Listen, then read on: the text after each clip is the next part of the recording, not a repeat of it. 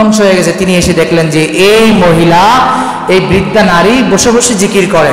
তখন নূহ নবী বলেন, ওগো আল্লাহ, সব ধ্বংস করে দিয়েছো, এই মহিলাকে তুমি কিভাবে বাঁচায় রাখলা? তখন আল্লাহ তাআলা বললেন, ফাযকুরুনি আযকুরুকুম ওয়াশকুরুলি ওয়ালা তাকফুরুন। অনু, তুমি কি জানো না যে এই বান্দা বান্দি আমি আল্লাহ তাআলাকে ভুলবে না, যে এই বান্দা বান্দি আমি আল্লাহ তাআলাকে স্মরণ করবে, পৃথিবীর সব মানুষ যদি তার থেকে ভেগে যায়, তাকে যদি ফেলে চলে যায়, আমার বান্দা বান্দিকে আমি কখনো ফেলে চলে যাব না। চলে বলেন আল্লাহু আকবার। এই মহিলা তোমাকে নিতে বলেছিল, তুমিও ভুলে গিয়েছিলা, আযাবের কারণে ভুলে গিয়েছিলা, কিন্তু এই নারী ঘরের ভিতরে বসে বসে আমি আল্লাহকে ভুলে নাই, আমি ওই নারীকে ভুলে নাই, পৃথিবী ধ্বংস করে দিয়েছি, বুড়ি আর বুড়ির ঘরকে আমি আল্লাহ ধ্বংস করি নাই। আল্লাহু ইবাদিয়াল্লাযীনা আসরাফু আলা আনফুসিহিম লা তাকনাতু মির রাহমাতিল্লাহ।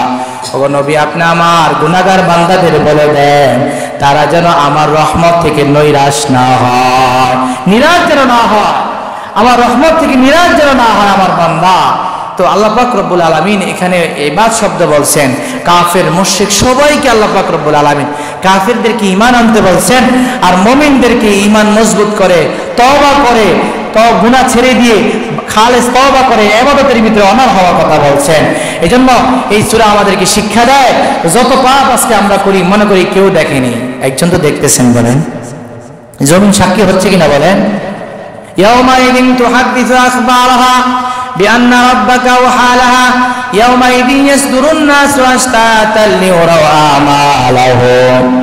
আজকে আপনি আমল করতেছেন, মনে করছেন আপনি জিতে গিয়েছেন, কোনো হিসাব হবে না। আল্লাহ বলেন না, আমি আল্লাহ পাক রব্বুল আলামিন লিউরাউ আমালাহুম, তোমাদের আমলগুলো দেখাবার জন্য সব আমলগুলো তোমাদের সামনে আমি আল্লাহ তাআলা উপস্থাপন করব, আর বলবো তোরা তোদের আমলগুলো দেখতে থাক আর আফসোস করতে থাক। সেদিন মানুষ আফসোস করতে থাকবে, নিজের আমলগুলো দেখবে। লিউরাউ আমালাহুম, এরপর আল্লাহ তাআলা বলেন, ফামাইয়ামাল মিসকালা যাররাতিন খায়রান ইয়ারা।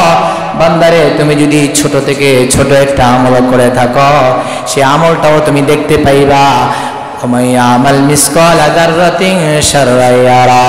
এবং তুমি যদি খারাপ একটা আমল করে থাকো, ছোট থেকে ছোট কোনো খারাপ করে থাকো, সেটাও তুমি দেখতে পাইবা। এই জন্য ছোট বড় কোনো গুনাহ আমাদের করা যাবে না, ছোট বড় কোনো নেক ছাড়া যাবে না, ছোট বড় কোনো গুনাহও ছাড়া যাবে না। কথা বলেন ঠিক কিনা?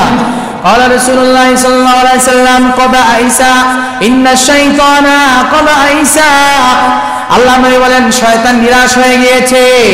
আইয়াবুদাহুল মুসাল্লুনা ফি জাজিরাতিল আরব, আরবের মানুষেরা শয়তানের ইবাদত করবে, এটা থেকে শয়তান নিরাশ হয়ে গিয়েছে। অর্থাৎ নবী কালিমার দাওয়াত দিয়েছে, মানুষ মুসলমান হচ্ছে, শয়তান নিরাশ হয়ে গিয়েছে। এরপর আল্লাহ নবী বলেন, ইল্লা ফিত তারিশ বাইনাকুম, তবে তারিশ অর্থাৎ তোমাদের মধ্যে কিছু বুগজ, হিংসা, ফাসাদ সৃষ্টি করে দিবে শয়তান, যার মাধ্যমে তোমরা জিনা করবা, মদ খাইবা, জুয়া খেলবা, এগুলোর মাধ্যমে তোমরা শয়তানকে খুশি করবা, আল্লাহ থেকে দূরে সরে যাইবা।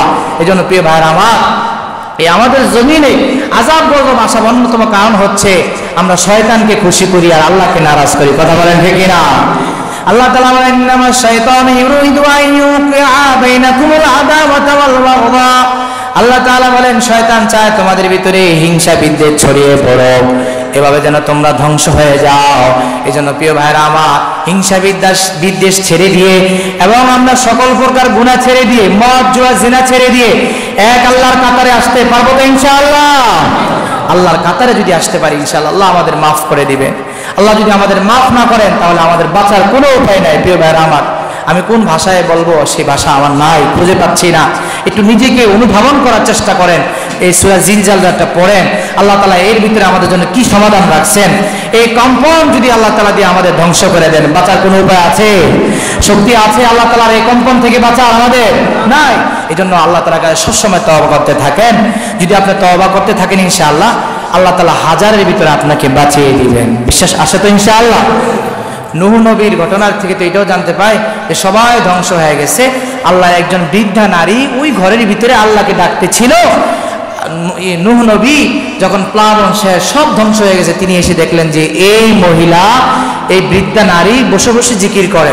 তখন নবী বলেন, ওগো আল্লাহ, সব ধ্বংস করে দিয়েছো, এই মহিলাকে তুমি কিভাবে বাঁচিয়ে রাখলা? তখন আল্লাহ তাআলা বললেন, ফাযকুরুনি আযকুরুকুম ওয়াশকুরুলি ওয়ালা তাকফুরুন। অনু, তুমি কি জানো না যে এই বান্দা বান্দি আমি আল্লাহ তাআলাকে ভুলবে না, যে এই বান্দা বান্দি আমি আল্লাহ তাআলাকে স্মরণ করবে, পৃথিবীর সব মানুষ যদি তার থেকে ভেগে যায়, তাকে যদি ফেলে চলে যায়, আমার বান্দা বান্দিকে আমি কখনো ফেলে চলে যাব না। চলে বলেন আল্লাহু আকবার। এই মহিলা তোমাকে নিতে বলেছিল, তুমিও ভুলে গিয়েছিলা, আযাবের কারণে ভুলে গিয়েছিলা, কিন্তু এই নারী ঘরের ভিতরে বসে বসে আমি আল্লাহকে ভুলে নাই, আমি ওই নারীকে ভুলে নাই, পৃথিবী ধ্বংস করে দিয়েছি, বুড়ি আর বুড়ির ঘরকে আমি আল্লাহ ধ্বংস করি নাই। আল্লাহু আকবার বলেন।